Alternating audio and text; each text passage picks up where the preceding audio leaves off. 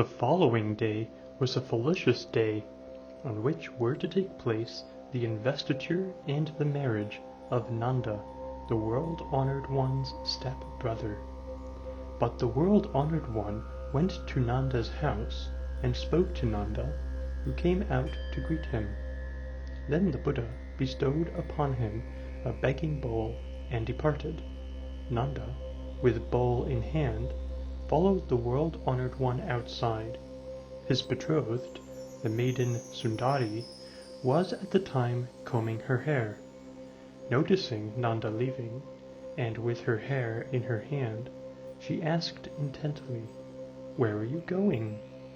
Ignoring Nanda's pleas to take back the begging bowl, the world-honored one quickened his pace. Accompanied by Nanda, he went to the Nagrotha tree park. He had the reluctant Nanda become a mendicant. This was on the third day of the world-honored one's return to his city. On the seventh day, the world-honored one entered the city to make his round of begging. Princess Yashodhara dressed Prince Rahula in splendid fashion and sent him to the world-honored one. She said, "Look, that divine mendicant, surrounded by numerous mendicants, is your father. Your father possessed many treasures. After he became a mendicant, they have not been seen. Go to him and receive your just inheritance." You would do well to say, "Father, I am your son. I am thinking of ascending the throne and becoming a king. Please bestow your treasures on me." As instructed, Rahula went to hear the world-honored one. However, he naturally felt the love that flows between parent and child, and said, "Mendicant, your shadow is delightful." He then stood to the side. When the world-honored one finished his meal and stood up to leave, Rahula followed him, and, with outstretched hands, said, "Please give me my inheritance. Please give me my inheritance." The world-honored one did not order Rahula to return to his home. Walking together, they entered a forest of Nagrotha trees. The world-honored one reflected, "This child seeks his inheritance from his father.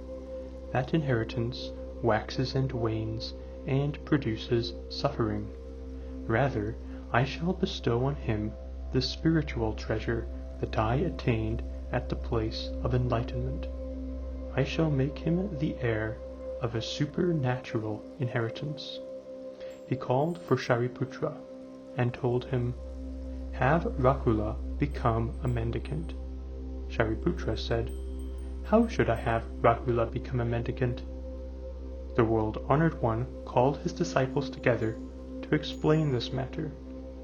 "Disciples, young men are allowed to become mendicants in accordance with the Dharma of the three refuges.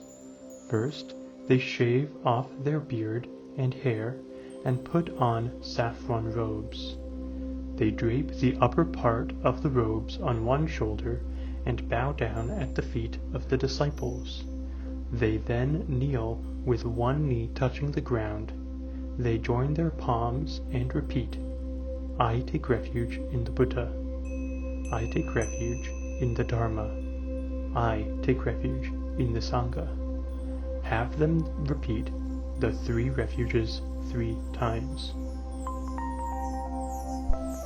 Following these instructions, Shariputra had Rahula become a mendicant.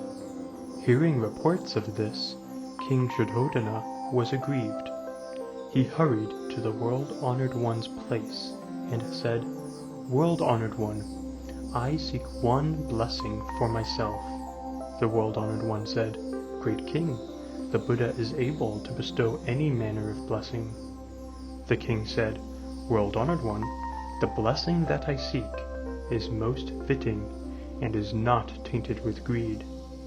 When the world-honored one became a mendicant, it brought me profound suffering. It was the same when Nanda became a mendicant. Today, Rahula became a mendicant. Thoughts of love for my grandchild rend my skin. They tear my flesh and pulverize my bones.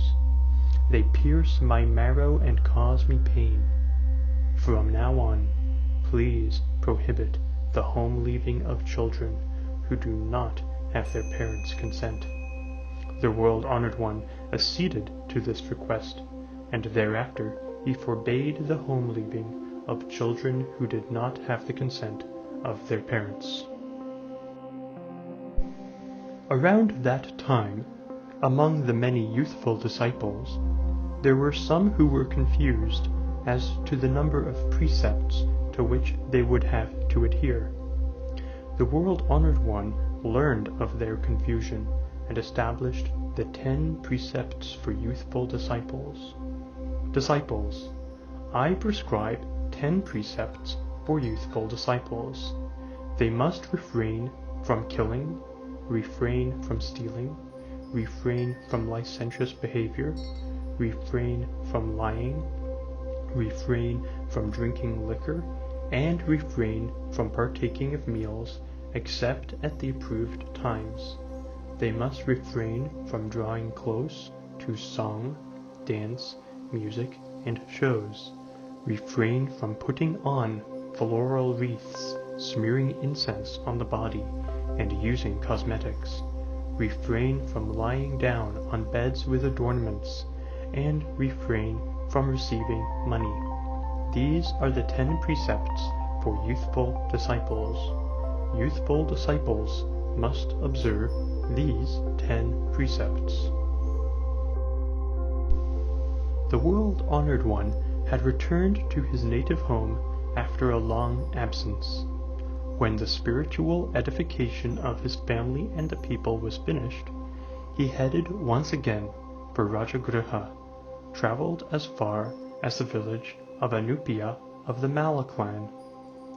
At this place, many young and famous members of the Shakya clan became mendicants. In the Shakya clan, there were 2 brothers named Mahanama and Anuruddha. Anuruddha was physically weak and was prone to seclude himself in his room. But his older brother, Mahanama, thought, "The eminent people of the Shakya clan, following the World-Honored One, have all become mendicants. One of us brothers must become a mendicant." He discussed this with Anuruddha. At first, because of his sickly condition, Anuruddha declined to become a mendicant, but he listened to his older brother, who said, "Life at home is not easy. From plowing to harvesting, since the time of our distant ancestors, we have continued the same difficult work, year after year. We have repeated this without end." Hearing this, Anuruddha resolved to become a mendicant. He then begged his mother for her permission. His mother repeatedly refused to grant his request. In order to make Anuruddha abandon his aspiration to become a mendicant, his mother finally said, "If King Bhaddiya becomes a mendicant, I shall grant your request." Anuruddha immediately went to King Bhaddiya's place and pressed him to remove the obstruction to his becoming a mendicant. Exhorting him, Anuruddha roused the king's mind.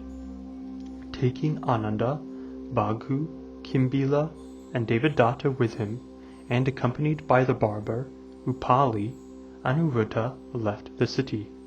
After entering the neighboring country, they removed their bodily ornaments. They handed these over to Upali and had him return home. On his way back, Upali thought, "The Shakya clan is a fierce tribe. Therefore, if I take these treasures back now, they will think that I killed these young noblemen and robbed them. They may put me to death." The young noblemen became mendicants. There is no reason that I cannot become a mendicant. Upali hung the bundle on a tree with the idea that it was a gift for whomever found it. He then hurried after the young noblemen. They suddenly caught sight of Upali's unexpected return, and greatly rejoiced. They all went before the world-honored one and asked to be allowed to become mendicants. They said, "World-honored one, we are of the Shakya clan, and are proud and arrogant. This Upali served us for a long time as a barber, so that we might crush our inborn pride and arrogance and revere Upali. We wish to have Upali become a mendicant first." Thereupon the world-honored one had Upali and then the young noblemen become mendicants.